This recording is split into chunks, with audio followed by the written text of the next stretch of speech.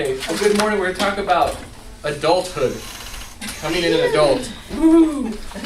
We're like, hey, aren't we already there? Aren't we already adults? Well, sometimes yes and sometimes no. We're always adults, whether access to stuff. Well, we're not talking about childish. That's what confuses people. This isn't talking about childishness. It's okay to have a childlike heart. It's okay to play around a little bit or be goofy a little bit. Heaven knows I get a little silly at times.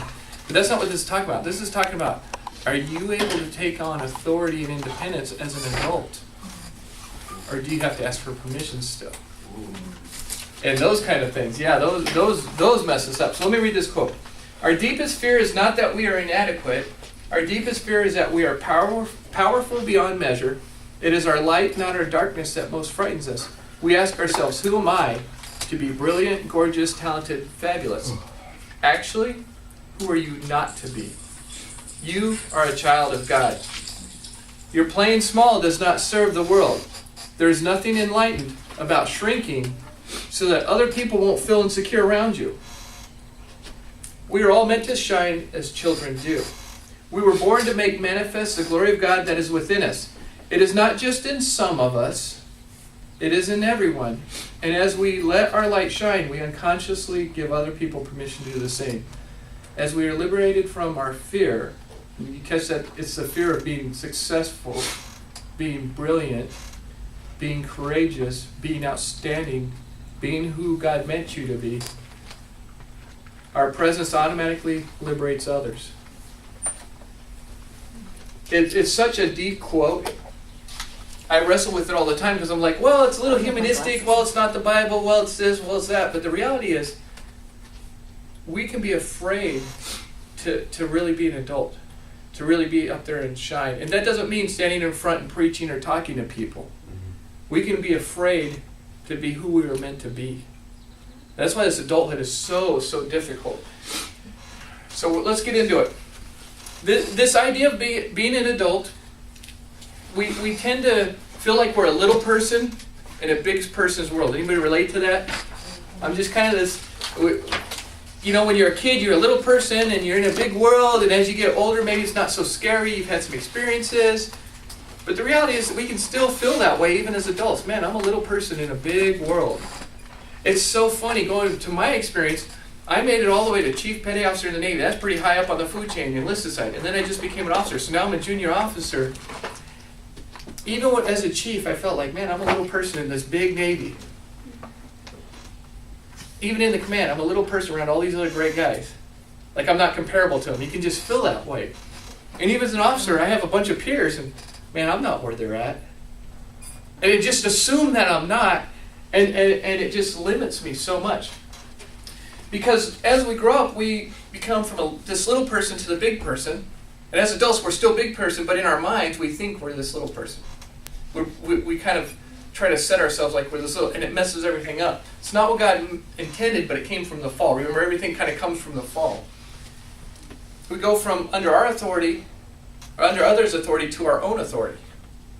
So yeah, we still have bosses and stuff we work through, but we chose that profession. We chose to be our own manager. But even if you're your own owner, you have government authorities, you have civil authorities, you have the customer authority, right? Because if you tick off your customers, they're not coming back. So you have a lot of things that play into what you do. So it doesn't mean that you're God. It just means you have authority to make a decision, and it's okay.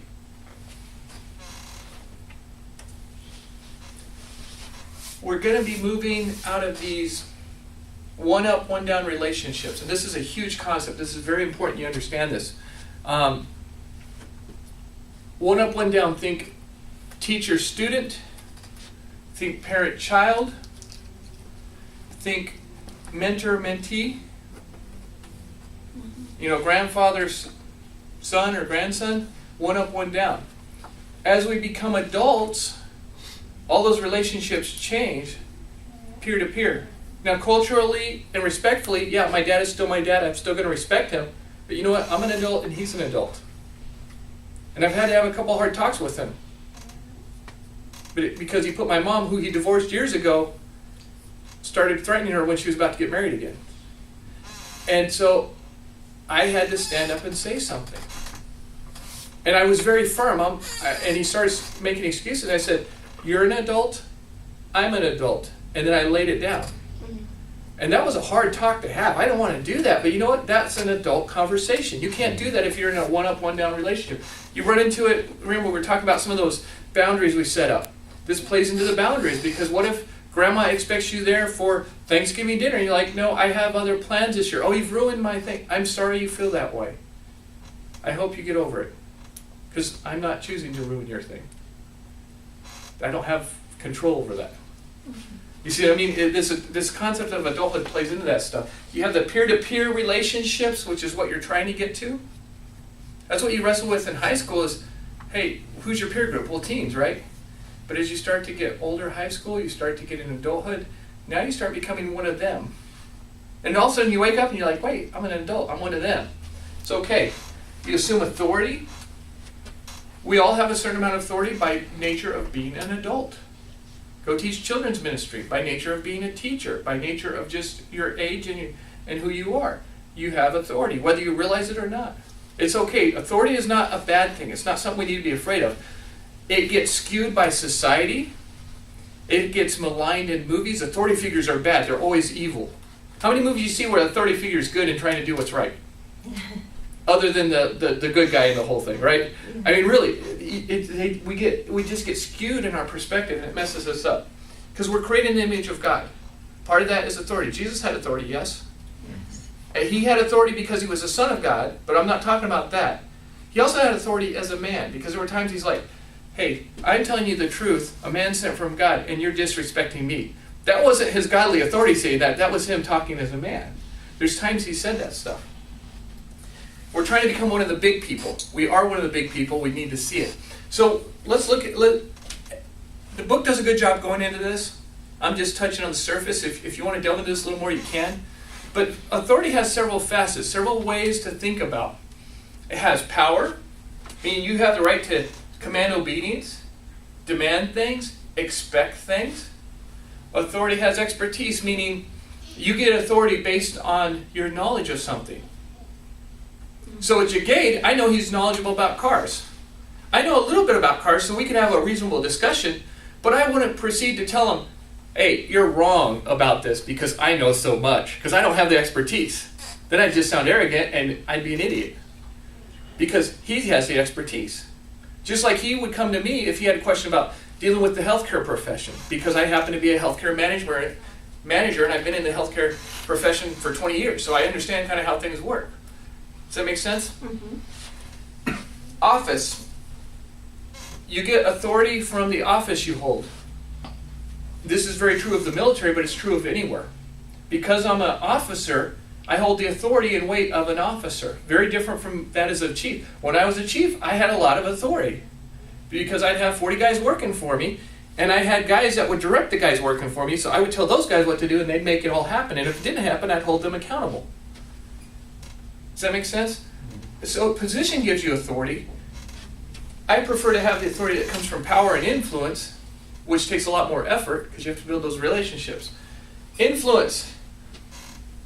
In the area in which you operate, you gain influence. This is part of your authority. This is okay. It's an aspect of authority. And then submission. This is choosing to give up your authority to follow someone else. This is a choice. This is not coerced. This is not demanded. This is a choice. I go to work and my boss, in the military, they take the authority thing very seriously. My boss directs me to do something. Do I have to do it? Mm-hmm. No, not really. I can do whatever I want. There will be consequences if I don't do it right. If I don't do what he says to do, there will be negative consequences. And the military has a lot of them.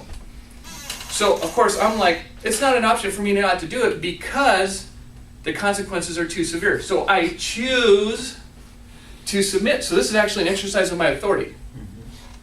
Huge concept.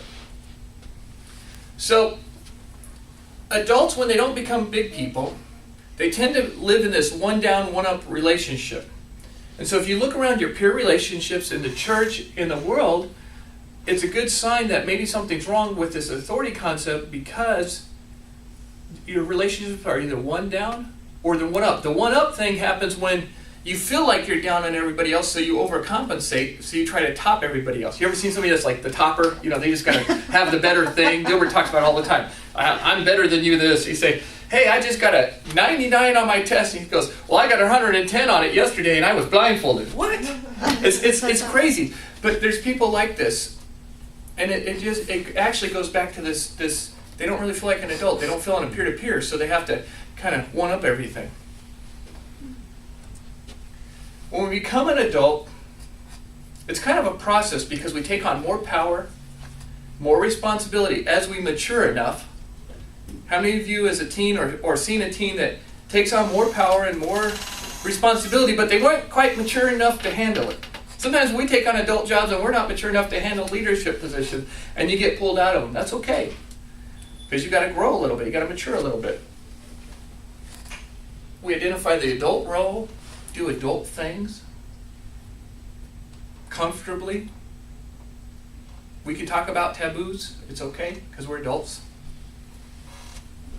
And this is huge. We don't need permission, approval, acceptance. That's talking about extremes. That's not talking about like, we all like a little approval, a little acceptance. We need to be accepted, but it's not like my value as a person is based on whether people accept me or not. That doesn't mean it's fun when people don't accept me, but it's not like I'm suddenly in the tank because somebody doesn't accept me. Now, if I didn't accept my kids, remember, one up, one down, that would have a huge impact, huh? Because we're not peer-to-peer yet. So this is kind of how the book talks about God's plan for us. He wants us to have authority. He wants us to make decisions in our life, be in charge. Absolutely does. He wants us to be responsible with what He's given us, which includes submitting to His laws and His authority and His guidance. Submitting to people He's put in our life to help us. But again, remember, that's a choice. That's not an obligation or requirement. Accountability. We have consequences. There will be accountability. God has designed life that there is accountability.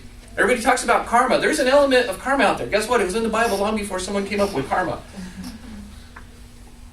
You reap what you sow. It says that several times, in several contexts, about money, about relationships, all over the place. Because there's accountability. Children learn to follow and submit. That's healthy for them. What happens when children don't learn that? As they become teens, they're little monsters.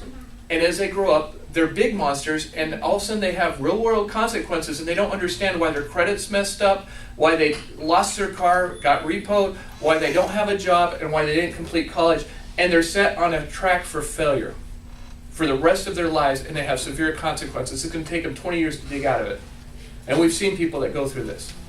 It's really, really challenging because they didn't learn to follow and submit young, or maybe they're just really rebellious, but generally it comes from when they're young. And then when you hit these teenage years, you know, that stormy weather, as you start to take on responsibility and authority, and the parents are like, I'm not ready to give you that yet. But the kid's like, give it to me. And then you give it to them and they fall flat on their face. Well, that's okay, because they've got to fall flat on their face to learn how to walk and run, right? They've got to learn how to be these adults. So over-parenting stops this growth process. Under-parenting lets you grow out of control with no boundaries. So this concept kind of, you see how it kind of overlaps with a lot of other stuff we've talked about. So let's go to Luke. We're going to talk about Jesus. I was actually really excited we could have Jesus in one of our character studies. It's in Luke 2, I think. Yeah, 2:41. All right, would somebody want to read this for us?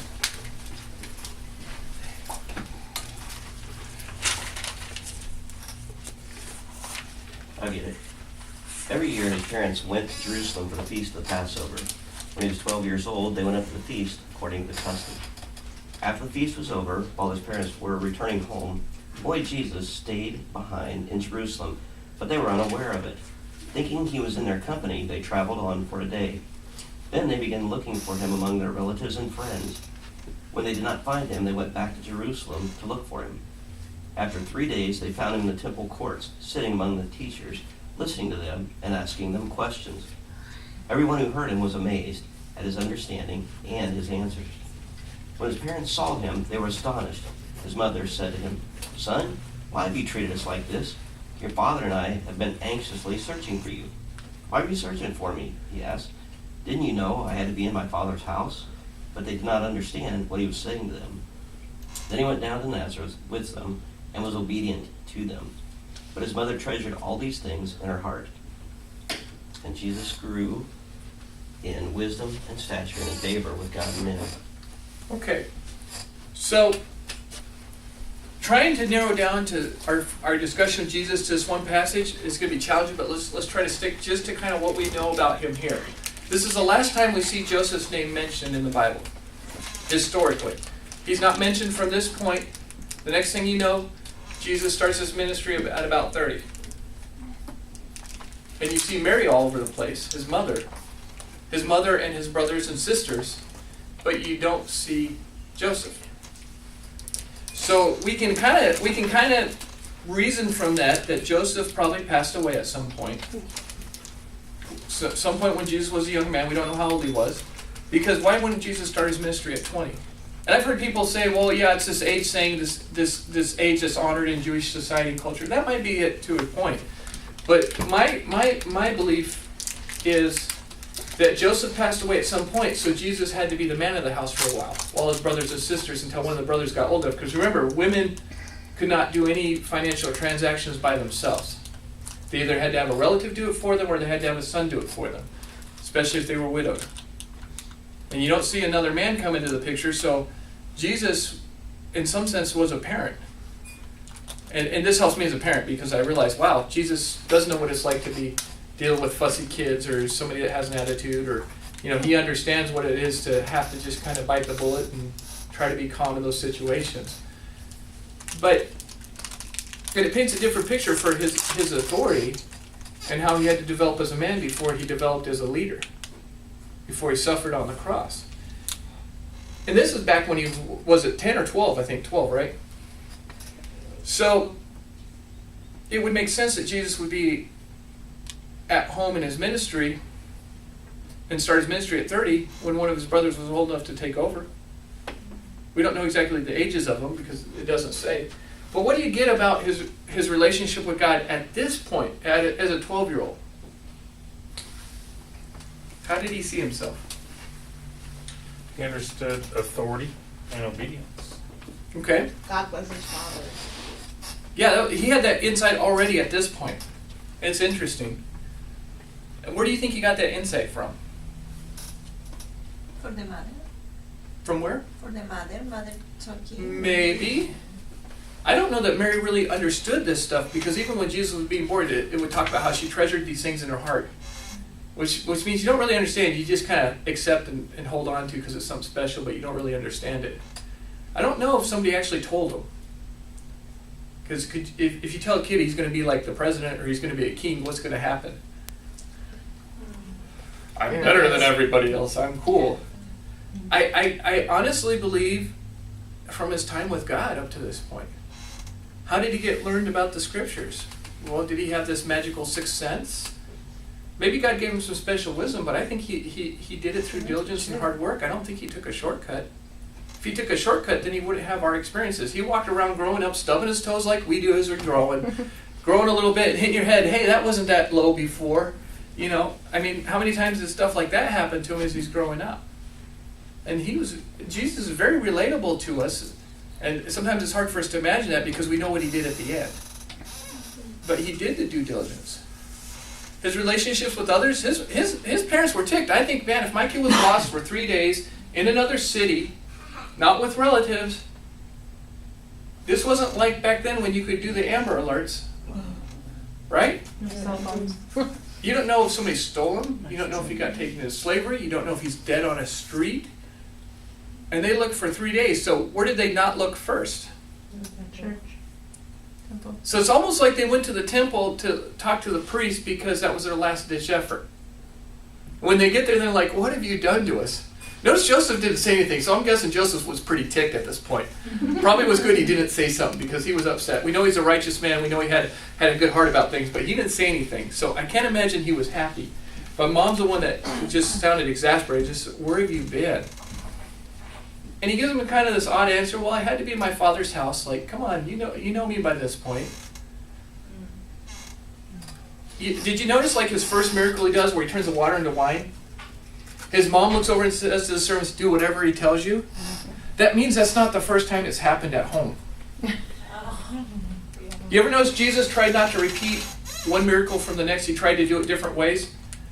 And if they did repeat, they didn't record it because he wasn't trying to teach us a pattern of doing something like that. And so he had to be creative all the time. And I kind of think Jesus had this kind of funny sense about him, like, hey, if I do this, this will be really funny. This will mess them all up. I mean, he just kind of chuckled to himself. I can see him doing that. And at home, he probably did that too, because mom's like, remember, single mom. He's trying to make, there were probably times they didn't have quite enough food, or probably times they didn't have enough oil for bread or whatever. Hey, Jesus, could you, oh, Mom, come on. I mean, that's kind of like, he says, Mom, my time hasn't come yet. Like, hit. This is kind of this ongoing banter they have. It's not a bad thing. It's like a mother-son kind of joke they have going on. So this obviously happened at home. You see what I'm saying? There's a lot more that goes on in the background here. And we kind of know what Jesus did, but what do we see about Jesus' growth into adulthood? What do we see about that? He's accepting his position. Okay. He's accepting authority, a responsibility. Okay. He realizes he's accountable because through his whole ministry he's talking about how he's accountable to God. He doesn't make himself accountable to people, he makes himself accountable to God. So he realizes this. Interesting. Did Jesus feel guilty for having his own authority? Sometimes we feel guilty for being authority figures. We kind of apologize. I'm sorry I have to tell you what to do. Really?